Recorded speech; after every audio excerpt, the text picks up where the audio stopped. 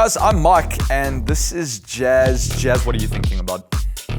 Like, so many things. Do you know that right now my brain is firing millions of neurons to make me able to speak, but at the same time my heart is beating like so many times while my lungs are expanding, enabling me to breathe, and it's just blowing my mind. Wow. You are a complicated woman. We're all complicated. That's fair. Every day our bodies are doing this to keep us alive, and my friend Adam has some things to say about that.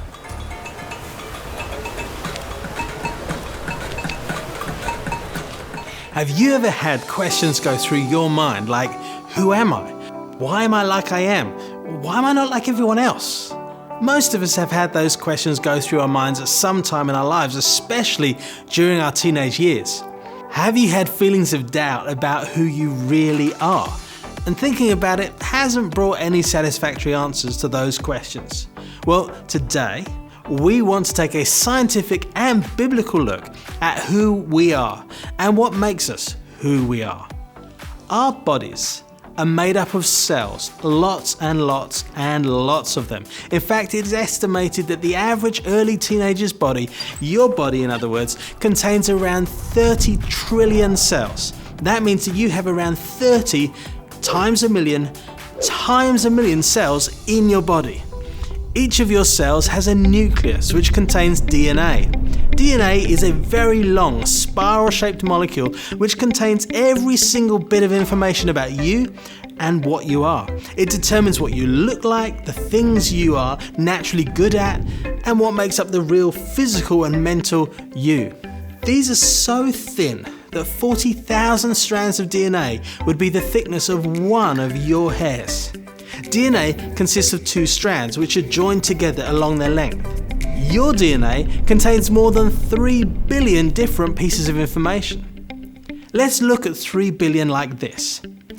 If we have a book of, say, 1,100 pages with small print, each book will contain over 3 million letters, spaces, and punctuation marks. We'd need nearly 1,000 books to have over 3 billion letters. Packed on bookshelves from the floor to the ceiling, that would take 8 bookshelves of books for all that information. And that's what's found in your tiny, tiny DNA strands. The strands are wrapped around structures called chromosomes, almost like cotton is wrapped around a bobbin for sewing. Healthy humans, including your dad and mum, have 46 chromosomes. Each of these 46 chromosomes has a specific matching partner carrying almost identical information, and they're joined together, making 23 pairs of chromosomes. Each pair is different to every other pair. In order for you to be conceived, you needed one chromosome from each of your dad's pairs and one from each of your mum's pairs to make your unique 23 pairs of chromosomes. A special process caused their chromosome pairs to separate into 2 sets of single chromosomes.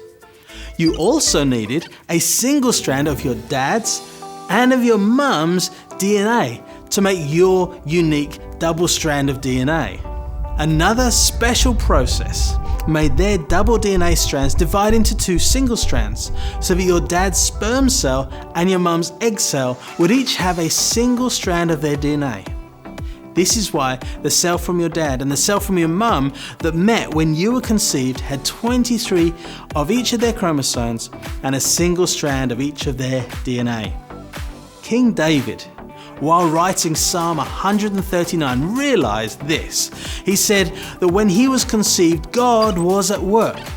As I was woven together, he said, in the dark of the womb. At your conception, God was working as well. It wasn't just some random thing that happened when your dad's cells and your mum's cells were fused or joined together and became one cell in your mum's uterus. Jeremiah, the Old Testament prophet, recorded in Jeremiah 1:5 what God told him. I knew you before I formed you in your mother's womb. God said he formed Jeremiah. God caused the 23 chromosomes from your dad to be joined to their correct partners in your mum's cell, giving you your very own unique 23 pairs of chromosomes. David, who had none of the medical knowledge that we have today, also wrote in Psalm 139, under the guidance of the Holy Spirit, "You," meaning God, "knit me together in my mother's womb."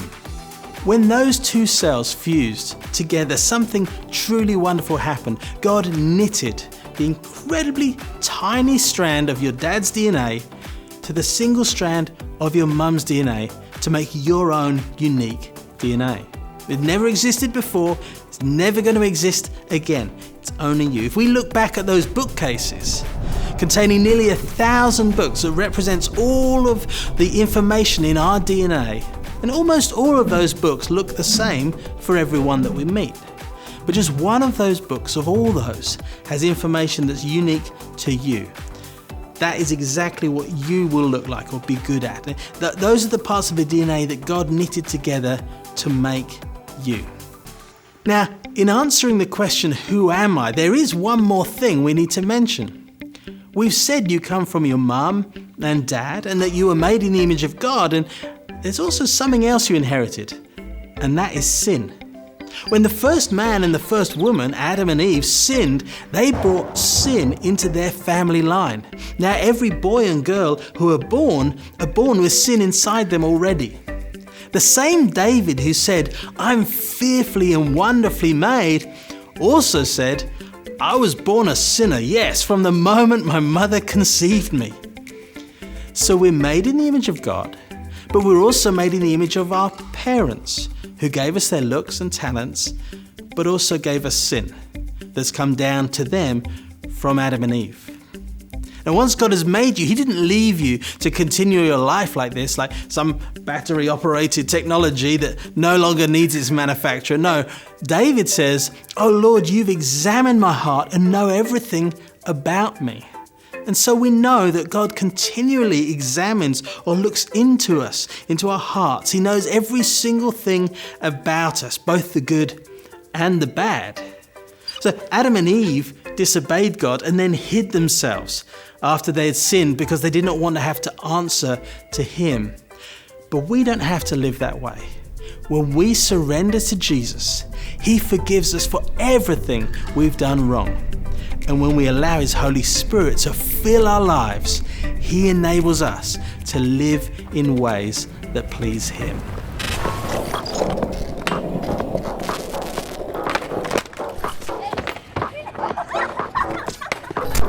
Wow. No wonder my body can do all of that at once. We've been put together so intricately. But at the same time, we are incredibly broken because of sin. So maybe Dion can help us out with how that has effect in our lives.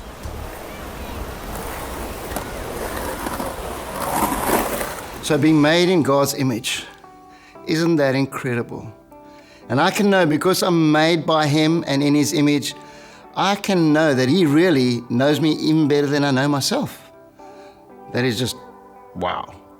Not only do I know that He knows me, but He loves me because what He made, He loves. But as we learned this week, that just because I'm made in God's image and made by Him, I'm not perfect. In fact, every single one of us really need Jesus to save us because we are sinful. And I need Him to come and forgive me of my sin. And the wonderful thing about that is when I ask Him to forgive me, He comes in and changes me from the inside out.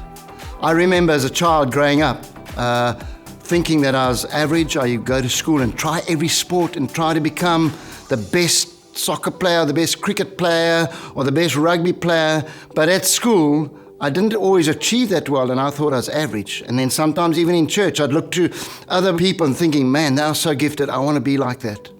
But I had to realize that that is not God made me to be. He's gifted me in my own way. I'm very uniquely made, and He wants to use me in my gifts and with everything that He has given me.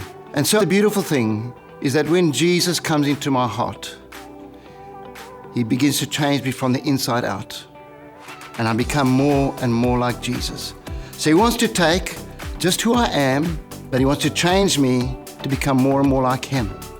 And that is the most important thing in life, that we as believers, as Christians, surrender our lives to Jesus, give everything to Him, enjoy what He has done in us and who He's made us to be, and we live our lives for Him. And as we do that, we become more and more like Him. And that is just amazing. Trust you've learned a little bit more about who Jesus is and who He's made us to be.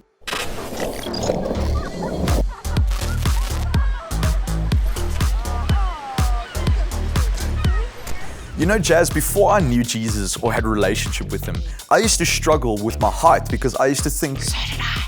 Thank you, that I was too short. But anyway, it makes me think of the verse of the day, Psalm 139, verse 14. It says, I praise you, for I'm fearfully and wonderfully made. Wonderful are your works, my soul knows it very well. So good. Say it again for those that didn't get it. Psalm 139, verse 14. It says, I praise you, get this, for I'm fearfully and wonderfully made. Wonderful are your works, my soul knows it very well. Oh, it's so good. And do you know what's absolutely amazing is that when God was knitting us together, as complex as we are, He knew everything. Yeah. He knows everything. And Hannes actually has a word for that. So let's go to Hannes with the word.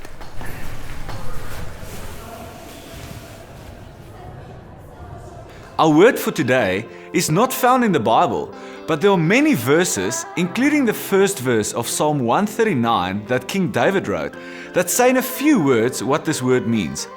The word describes one of the attributes or characteristics of our God. The word is omniscient. Now, I'm Afrikaans and I even struggle to pronounce that, but it means to know absolutely everything. Yes, that is absolutely everything. The dictionary gives the meaning of omniscient as all-knowing, all-wise, and all-seeing. The word comes from two Latin words, omnis, which means all, and scire, which means to know. So omniscient, our word of the day, means that God knows absolutely everything. He has all wisdom for all situations and sees everything, so nothing is hidden from Him or unknown to Him. He's never taken by surprise, because God knows everything there is to know about you and about me. Our God is omniscient.